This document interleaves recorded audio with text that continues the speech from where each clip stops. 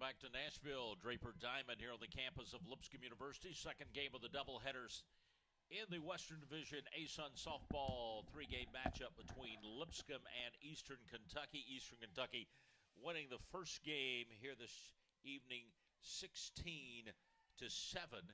And now we're underway to get things going here in the top of the first. And the leadoff hitter, Sammy Miller's on with Bowski. Left-handed pitcher for Lipscomb. Jakubowski, 5.83 ERA on the year, 2-6 this year for Lipscomb.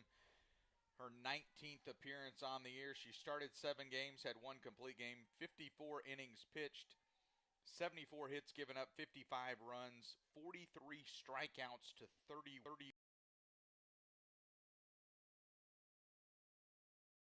And already a runner at first base with that leadoff walk by Eastern Kentucky. Riley, the left fielder, at the plate with a 1-2 count. Jonathan and Justin Seaman with you. Back on YouTube for this second game, which got underway about 7:20, maybe 7:18 or so, when they threw the first. There, 77 degrees on an afternoon where it got up to about 81 or 82, and we started the first game in the 80s, so it'll cool off as the night goes on. A lot of wind in the first game, and not saying it was the total reason, but it aided a couple of the home runs, but a big home run day for Eastern Kentucky in that first game. They ended up with 3 2-run homers and 2 3-run homers. 5 home runs on their way to that 16-7 win. Again, the whole team, Eastern Kentucky, 22 home runs coming into game number 1, and they had 3-run and then the 2-run shots. I mean, they were getting their money's worth every time they were hitting those home runs. Riley fouls out to left field for out number 1, and the batter now is the shortstop, Maggie Pertee, and I'd say she was probably picked as one defense, but also on the throw over from shortstop, and there's 2 gone in the inning. Really good play that time by Vitula, because moving over towards third was Belding, but Vitula kind of had to look to see if maybe he can flip it and get the lead runner Miller at third. Couldn't do that, but still made a dart throw over to first base to get the second out. And if Lipscomb could find a way to get out of this inning, it'd be a win given what happened in the first inning last game. Jasmine Miller will be the batter now, the third baseman for the Colonels.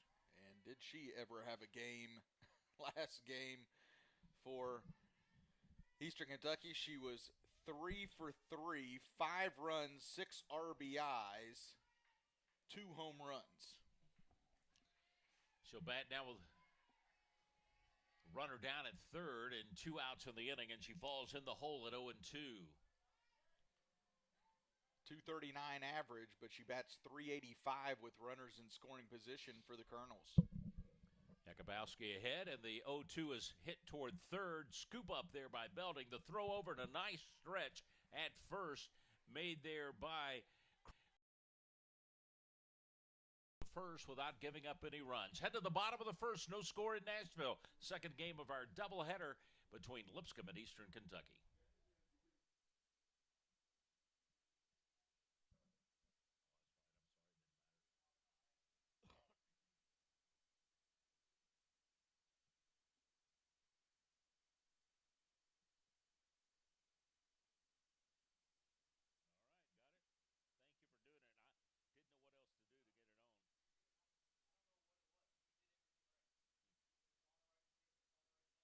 it.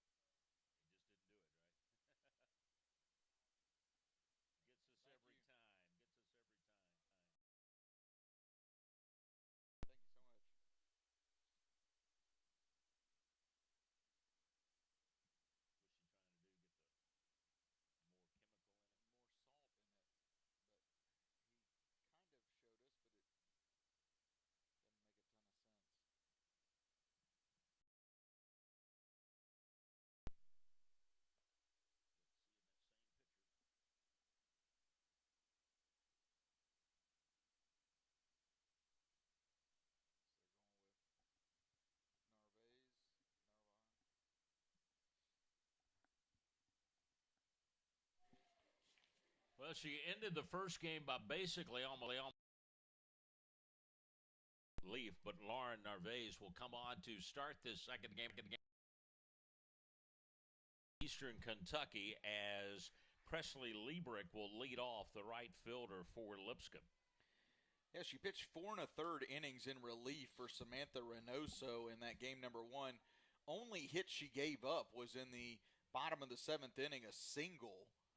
And she faced 14 batters, 3 strikeouts.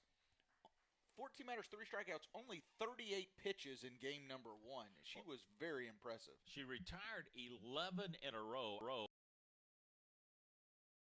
That big third inning when she faced the 10th batter that had come to bat. And if you look at my scorecard, it's a lot darker ink before she came exactly. in than there is after she came in. And she did the job to shut down, and she will open up with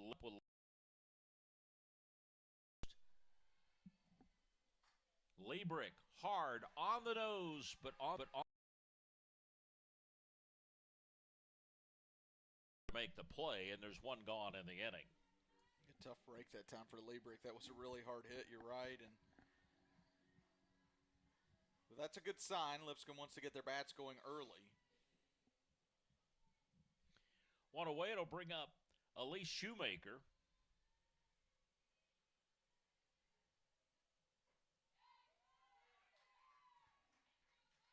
Shoemaker, the second baseman, takes a strike on the first. In the opening game today, she scored a run in the first. Had a sacrifice fly in the second, and then an RBI in the third. Grounded out in the sixth. Hitting .239 as she comes in here with nobody on. Count goes 1-1 to her.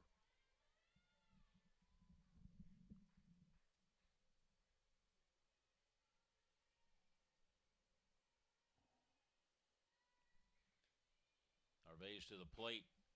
Boy, turned on that one, and it's a fair ball down the line. You can't see where it goes into the corner. She's at second, standing up easily with a double as that ball goes into the corner there in left field. Third base umpire had to jump out of the way. Home base umpire made the call that it was a fair ball. And now the home base umpire is going to go check with third base. And third base quickly, umpire says, yeah, it was fair. So that's good. Good job by the umpires there to check on that, because that ball, it happened so fast.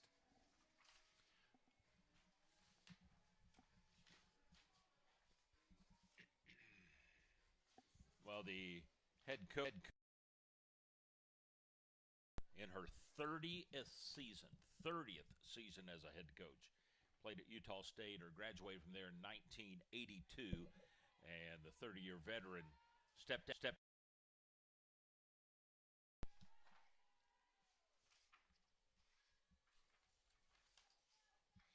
Coach Ryman for Lipscomb in the box down at third. As Amy Fatula's the batter, the shortstop, slaps one knocked down by the shortstop, and she will throw to first, not in time. She could have gone to second, and they would have doubled off Shoemaker. Yeah, they would have. It wouldn't have been a double play, but they would have gotten the lead runner because Shoemaker had kind of quite frankly, if a third of the way there, if she had stopped when she saw the ball going to first, she might have taken off to third and been safe. I was really surprised with the type of play that we've had out of the shortstop, Pertee, that she didn't see that a play to second would have got them that out. But I'm telling you, they had her dead to right. She was too far toward third. So now again, runners in scoring position for Lipscomb. Trying to strike early, and the batter now will be Camry Rich, the catcher, hitting in the cleanup slot.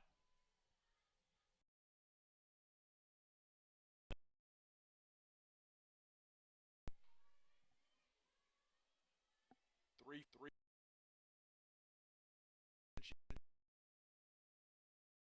The season, which is tied for the team lead. Ground. They will go to third for the force and get the out by the shortstop. Yeah, Purdy did a good job there. Pertee, she knew exactly that she had that force at third and gets Shoemaker out on the 6-5.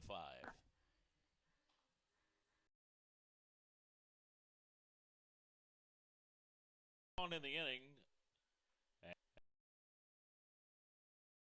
Amy Vitello will be down at second.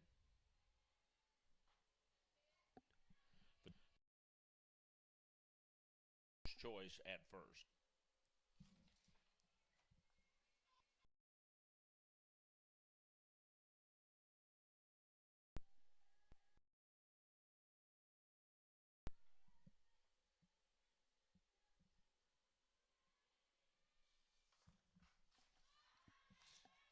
Popped up in foul territory. Comes over and takes the catch, makes it, going toward the first base dugout for the third out of the inning. No score by either teams in the first inning. Go to the second scoreless from Nashville.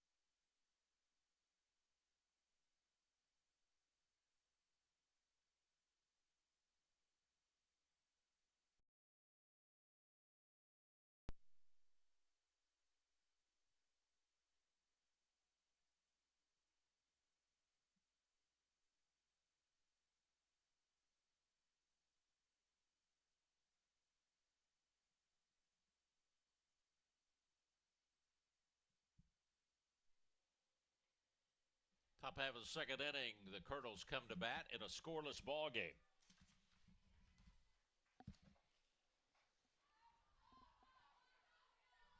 Number 6 hitter pops it up, and first baseman Crawford there to make the play, as Barron will be out on the fly ball, and it'll bring up the... Actually, this will be Barron.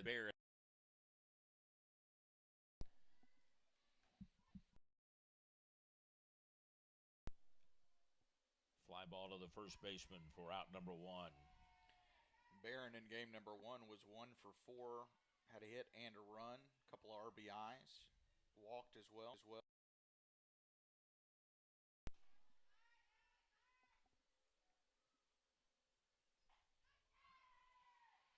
Nice pitch on the outside corner, a little delayed reaction. Quickly ahead is Jakubowski. Here's the 0-2 pitch from Jakubowski, and it is in for a called third strike. And so going down will be Barron for out number. Here's Carly Robinson. Robinson, the first baseman, hitting .231. Right back to the pitcher.